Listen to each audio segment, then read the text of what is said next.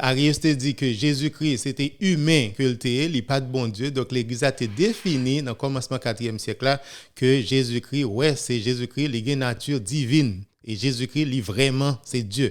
Donc, mais cependant, à la fin 4e siècle, il y a l'autre hérésie qui est soulevée, c'est ça que nous appelons proto-monophysisme.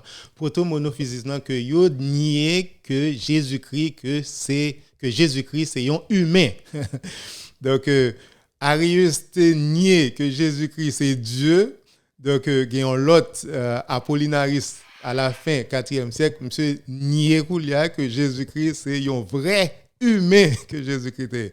Donc, monsieur dit, pas quoi, monsieur était vrai humain, tout ça, monsieur a fait là, donc apparemment, monsieur, c'est Dieu, monsieur était. Donc, monsieur pas humain du tout. Donc, il était de nature divine seulement que monsieur était. Donc, c'est ça que Apollinaris t'a enseigné. C'est ça Apollinaris t'a enseigné. Mais cependant, l'Église a été réunie dans le concile de Constantinople dans l'année 381 pour l'Église a été expliqué exactement pour qui ça nous dit que Jésus-Christ était à la fois de nature divine, mais en même temps tout, il était de nature humaine. En même temps tout, Jésus-Christ est de nature humaine. Donc c'est comme ça l'Église a été définie dogmatiquement d'une manière infaillible. Donc un peu le monde pas comprendre que l'Église catholique définit exactement dogme ça d'une manière infaillible, c'est-à-dire il y a pas qu'à erreur là-dedans.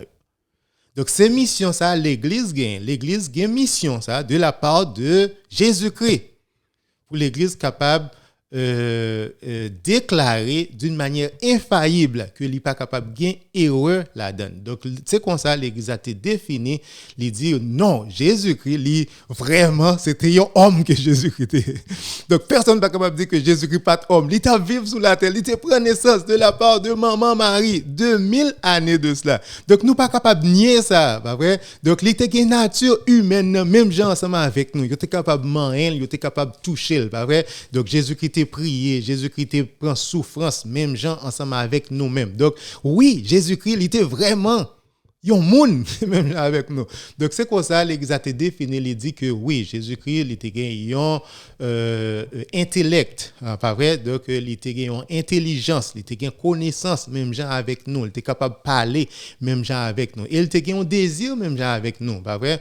Donc, il était grandi, même gens avec nous. Donc, c'est ça que l'Église a enseigné. Donc, c'est pas ça seulement, c'est pas type de hérésie ça seulement qui est toujours soulevé, mais cependant, il y a un pilote qui est soulevé dans commencement 5e siècle, il y a un lot qui était commencé tout, qui était de la part de l'autre évêque, ça a été plus haut niveau encore, c'était un évêque qui était les Nestor. Donc évêque ça qui ça me dit nier que maman Marie c'est la mère de Dieu. Ouais, nous-mêmes comme chrétiens, nous-mêmes comme catholiques, nous reconnaissons Jésus maman Marie comme la mère de Dieu, pas vrai?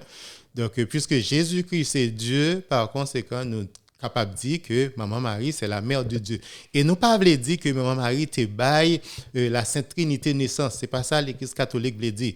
L'Église catholique pas dit que Maman Marie te baille première personne de la Sainte Trinité à naissance. C'est pas ça que il dit. Il pas dit que te baille deuxième personne de la Sainte Trinité à naissance non plus.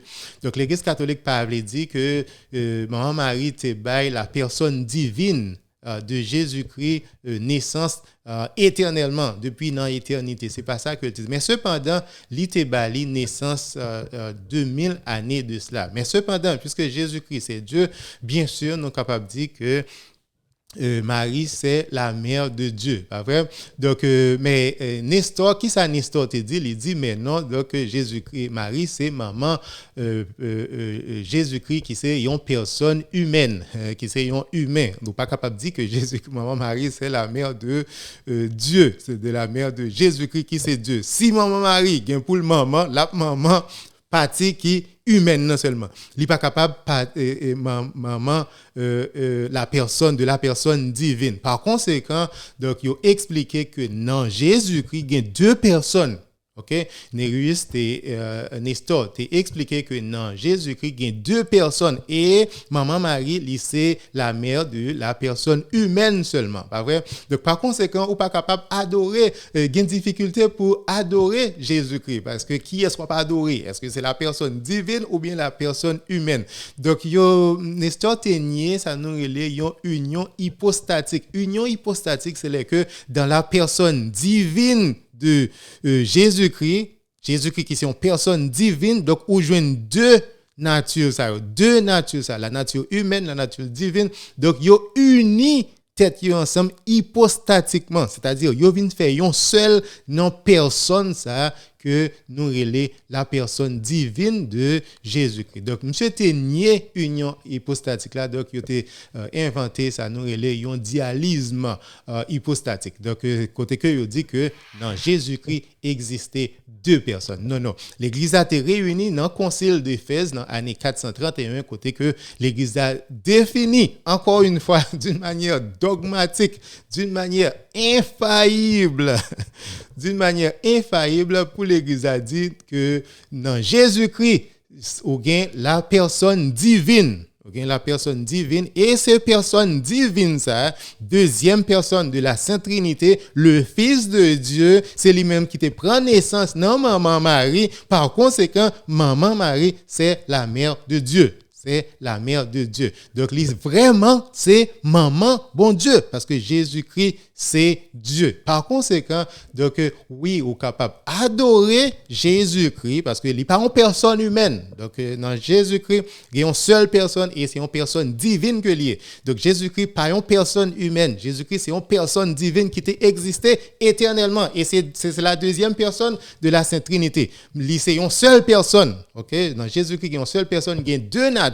Une seule personne, il y a deux natures. On ne peut pas dire que Jésus-Christ c'est une personne humaine. C'est une personne divine qui te prend naissance dans maman Marie. Puisqu'ils sont personnes divines, par conséquent, on est capable d'offrir Jésus-Christ, ça nous relève latria. C'est là où je le mot idolâtrie. Idolâtria, donc c'est adoration. Donc on est capable d'adorer Jésus-Christ parce que Jésus-Christ c'est Dieu. Donc dogmatiquement, donc l'église a été définie dans le concile d'Éphèse que Jésus-Christ c'est dans Jésus-Christ où je viens une personne divine, mais cependant dans même personne divine ça où je viens deux natures, la nature divine et la nature humaine.